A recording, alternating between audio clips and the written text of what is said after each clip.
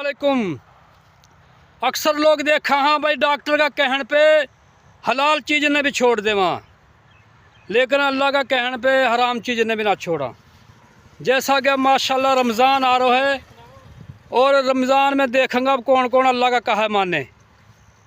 और यहाँ में तो शैतान भी कैद कर दिया जाएगा ताकि मेरा जो बंदा हाँ अल्लाह कह रहा मेरा जो बंदा हाँ जिक्र करा, नमाज पढ़ा और रोज़ा रखा, उनका रोज़ा ने ख़राब ना करे।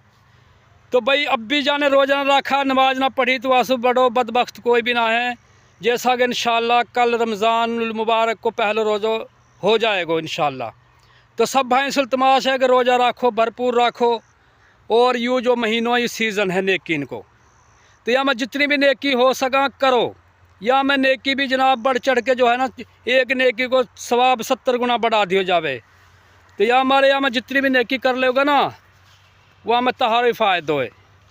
तो नेकी कर लो ये जनाब सीजन है, सीजन जैसे कणक को सीजन रहे, मूंजी को सीजन रहे, नुकवा यार सीजन लगा लें, 4 दिन को सीजन है, फिर बैठ के खाना है। तो भाई भी 1 महीना को सीजन है या ना ज़रूर लगाओ।